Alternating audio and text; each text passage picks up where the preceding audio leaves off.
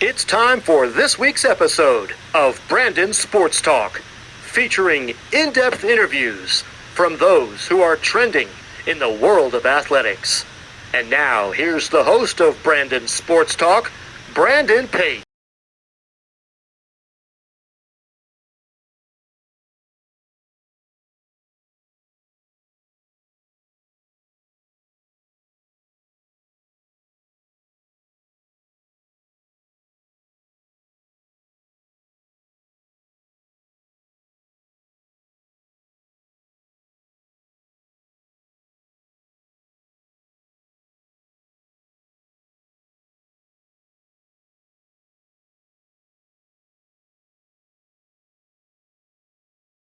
Welcome back to Brandon Sports Talk. In today's episode, I have the privilege to interview the UFC Ultimate Fighter, Hannah Guy. How are you doing today? Doing great. How are you? I'm doing good. Can you talk about how you knew that you wanted to get started in becoming a UFC fighter? What made me get started, you said? Mm-hmm. So actually it started out with the Ultimate Fighter. So I watched Misha Tate Ronda Rousey season and with a guy I was dating at the time, and he just thought I would really like it. And he was just like, I feel like you'll really like this show, blah blah blah, and I feel like you may even want to like fight somebody after. Because it was funny, like me and my friends would sometimes like wrestle around, but I knew I had some like aggression and stuff that I wanted to let out, but I never ever thought I would be like doing this for a career. So that was how I got started, and I didn't necessarily think I wanted to like compete, mainly because I didn't think I would ever really be good enough to compete, but it ended up turning out that way. A year into training, one of my coaches just asked me if I wanted to fight within like a couple months. And I said, do you think I'm ready? And he said, yeah. And I said, okay. And so I took the fight, and I had already done some jiu-jitsu tournaments before. And he actually asked me when we were at a jiu-jitsu tournament that weekend. So it's just crazy how things have panned out, being able to be on the Ultimate Fighter and have that opportunity after that literally being what made me get into it. And the season that Juliana Pena was on, and I already knew all about her because I watched the season multiple times. And being able to be on her team with that was really cool. How is it like, obviously, being on the Ultimate Fighter and having the UFC fighters get to train you into becoming UFC fighters? Yeah, so I mean, it was awesome. Juliana is actually an amazing coach. She taught me some things that I've really implemented and striking, just a lot of things. Not only that, but she brought her whole team she works with or has been working with for the past 13 years. So they're already all used to working together for her camp. So they all are amazing coaches already, world class. And then Juliana being a great coach too, and somebody we can roll with was really cool. She also brought, other, high level people to help us train for our fights while we were there, and just to learn and get better in general. So that was really cool. So I have nothing great things to say about Juliana and her team. They were just awesome, and I think I learned a lot for sure. So it was awesome. What was it like, obviously, competing in the Strike Hard product? Strike card, like when I got the strike card belt in Alabama. Is that what you're referring to? Yeah, that was pretty crazy. I had just gotten, let's see, I think that was my second or third title maybe, which was really cool because, I mean, really it sounds cooler than it is. Like I got 4 amateur titles, but there wasn't a lot of females, but I did, fight for it and won it every time. So I ended up having actually 4 championship belts, and the strike card was the second. And that was actually a fight, I believe, in my hometown, which is Columbus, Mississippi. And she was super tough. She's from Arkansas, and I think she's actually trained by the same person Bryce Mitchell gets trained by, or his home gym at least. So, and she's really strong, pretty tough, and so I saw her. So that was pretty cool, and they were a cool promotion to fight for. I had a lot of really tough amateur fight, and I'm very thankful for that because it can be harder to get that experience, which was already lacking with the tough house. A lot of people are more experienced than me, but you can't really help that. At the end of the day, I've always been like a pretty mentally tough person, and so I Of course, how was that transition from going from your amateur career to your first pro fight? I think I've gotten a lot better at takedown and knowing how to use jujitsu for MMA a little bit better. And then my striking, improved a lot too. But I would say more, I've seen a lot of progress in the past year with the Ultimate Fighter. Did a lot for me, honestly. But I was already growing a lot with Alan Belcher down on the coast of Mississippi, in Biloxi. He's been helping me a lot with my striking. And so, yeah, it's honestly, to me, I just love training, whether I'm fighting or not. Training is just life. Like, even if I stop competing and everything, even though I do love competing, even if I stopped, I would still be training probably the same amount. Is what I love to do. So, but yeah, I definitely saw a lot of progress between that time. And, anytime I have a fight, I get really focused. I progressed like a lot. So. What was it like, obviously, training and competing for your Bellator, the 259? Yeah, that was awesome. It was my first big promotion that I ever fought for. And it was kind of cool, even though the COVID rules were super strict, that we couldn't leave the hotel, things like that. In a way, I think it helped me focus a little better, kind of like the tough house. So I was able to really learn from both of those experiences how important cutting off too much outside influence, week of at least, or a couple weeks out. Not using my cell phone as much, journaling. I learned a lot of that and tough. But yeah, that was the first big promotion I ever did, and then I was fighting someone who was very famous. And, I knew either way it was a great opportunity, but especially if I could win, it would do a lot of things for me. So, and strategically, I knew, I was pretty nervous because it was my first big promotion I was fighting for. But, I had a little more jitters than normal, but I feel like, I did well under the pressure, and, we had a good game plan going into that. And it was cool, even though the COVID stuff sucked. There wasn't much of a crowd, so it wasn't like I was all of a sudden in this huge I was in a crazy fancy cage for Bellator, but I didn't have the pressure of the crowd screaming at me as much. So that was actually really nice. So I think, and even tough, there wasn't a crowd or any of that. So I feel like now it's kind of giving me those baby steps in, which is great. So yeah, it was an awesome experience, and I would definitely fight for this again. Of course, speaking about obviously with the COVID and stuff and not having crowd, how was that on the impact with you? I think like a lot of people, it just impacted me more mentally. I do jujitsu and MMA for not only for the physical, but for my mental. It does a lot for me. I used to really struggle more with anxiety and depression. I'm doing a lot better with those things now and able to cope. And sometimes I just need to go for a run, or sometimes I just need to go do some jujitsu. If I'm having a bad day, and it turns me all around. So not being able to train as much during COVID was really hard in that way. And I gained some weight. Like everybody, it was pretty hard, but I still, would train with a good group of friends, once or twice a week. So I wasn't completely without, but it was definitely less than what I was used to. How was it like, obviously, competing in the 12-foot 30? Yeah, competing was, awesome. I felt super mentally ready.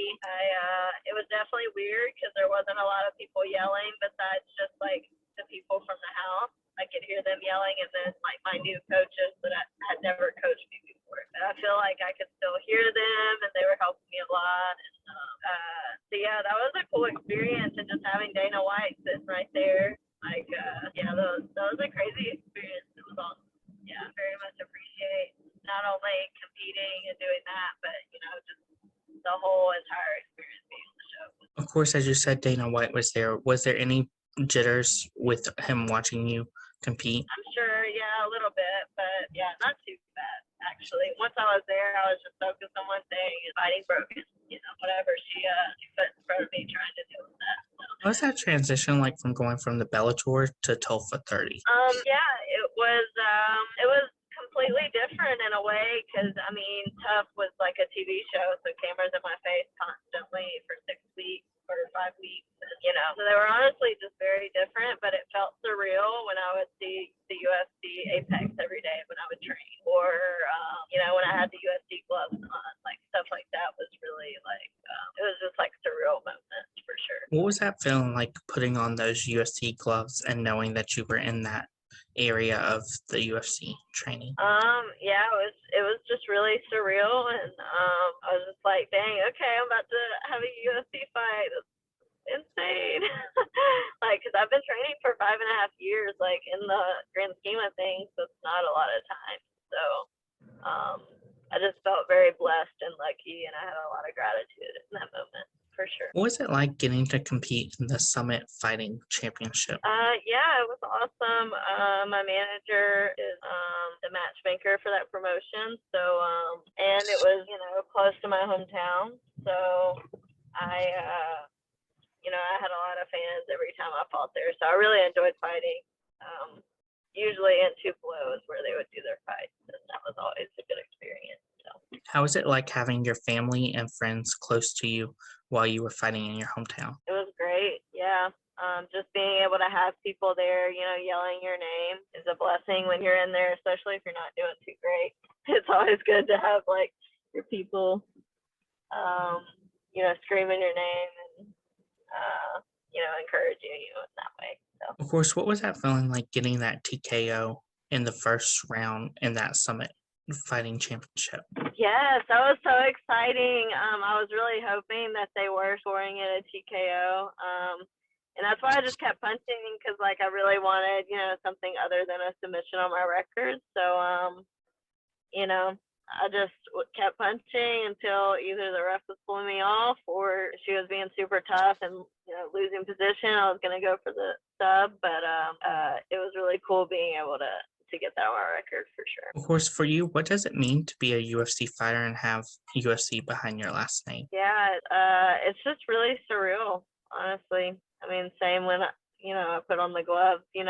I'm not in the UFC yet, but I'm super excited for that day when I'm able to sign that paperwork. And but it was definitely cool to have that experience, and seeing like skill wise, I feel like I'm there. Obviously, work on a lot and keep progressing always, but it did make me feel like I belong. So I'm excited for the future and to get more experience in the meantime. And when that time comes, that time comes. Of course, how does it feel for you to live out your MMA dream and get one step closer to the UFC? Yeah, it just honestly, like, I've been manifesting, things like this for a long time. So I'm just excited to see that manifestation and, the stuff that I've accomplished so far, I'm super proud of, and I'm excited to accomplish more. So it just makes me feel good and grateful.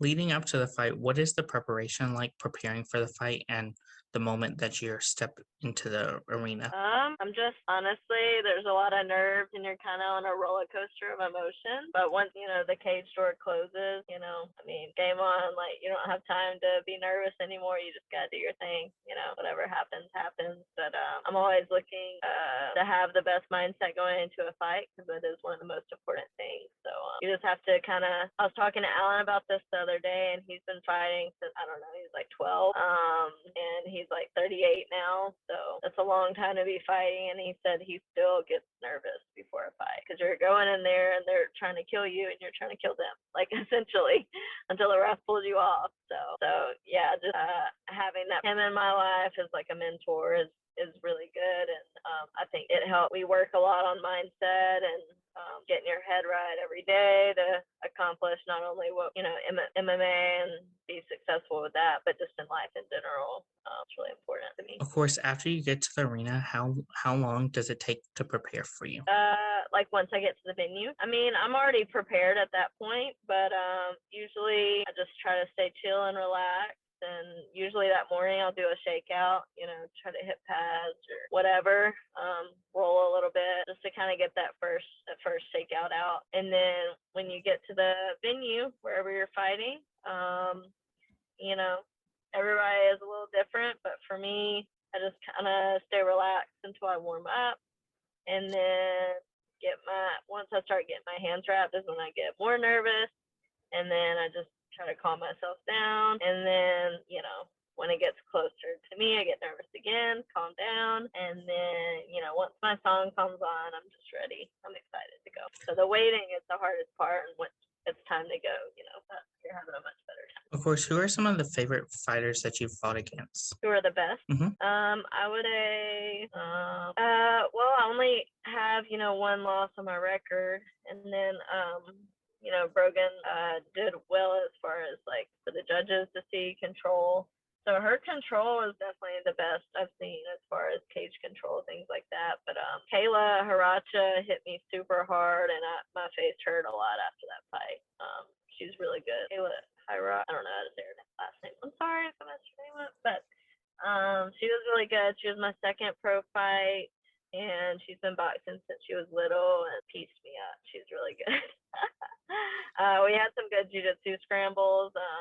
But she won a split decision. So at least it wasn't unanimous or anything, but yeah, she was pretty good. So that was a really great experience. But yeah, probably definitely the best striker of all for sure was Kayla. What is it like to be around the octagon with fighters such as Laura? Yeah, so we unfortunately don't live near each other at all. I'm training with them right now on the coast, but usually I'm in Mississippi, so they live in Cali, San Diego, and San Clemente area. But it's been great, like visiting with them and training with them. And when you develop such a strong connection, it's a tough experience. So yeah, she's amazing. Juliana Miller is amazing. A lot of the people from that house are amazing, but those are who I got closest to for sure. And Helen from our team is so awesome too. She's been training with Juliana Pena in Chicago. So we all trained a while back, and I've been wanting to go back, so we'll see. Of course, as you said that you're the farthest out, what is that like training individually versus obviously with the whole group?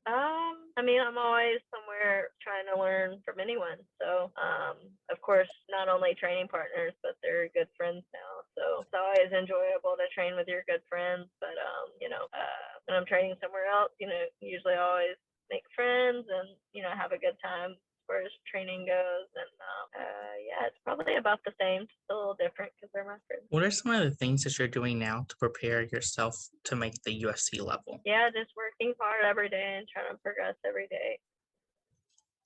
Who are some of the UFC fighters that you look up to and implement your fighting after? Definitely Khabib. He's a good striker, good wrestler, great wrestler, great jiu-jitsu guy, and has amazing MMA jiu-jitsu. So I definitely strive to be like Khabib for sure. And Juliana Pena's body locks are insane. I'm trying to get to that level too. Who are some of your MMA components that you would challenge next? I don't know. I think really anyone from the red team and the the tough house I would like to fight. I don't know. Claire kind of scares me though. Like she's she's a big girl, but I wouldn't back down from a fight from her. But yeah, any of those girls. Or just fighting locally. I have a couple people I'm looking at right now. We're looking at a couple people right now, so possibly fight in the next couple months. Yeah, I'm excited. What are some of the things that you've learned now that you didn't know before starting in the UFC?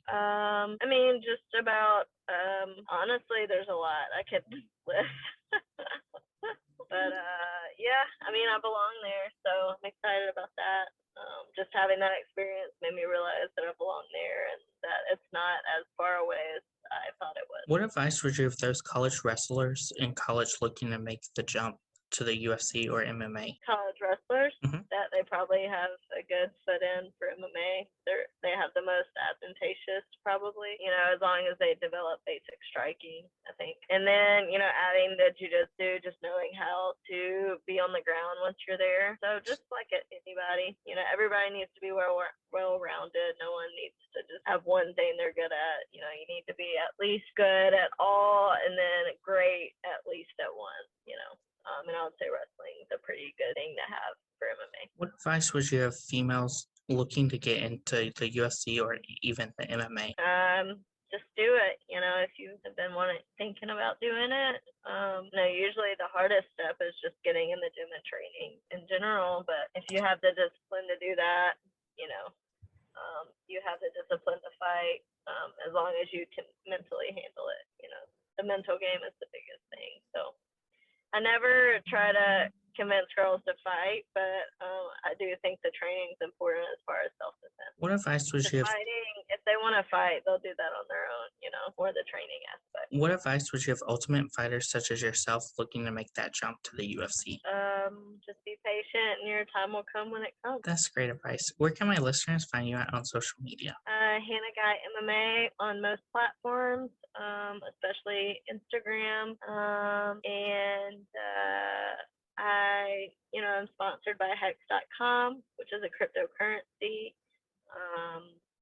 and you gain interest on it kind of like a CD, and they're great people to work with, and you can look at their link on my page and my link tree on Instagram and Facebook, I believe. And then Financially Blessed is my life and financial coach, and they've been helping me navigate how to work for myself and be a full-time fighter, knowing how that financially works, and just helping me in general with taxes, things like that. So they've also been awesome.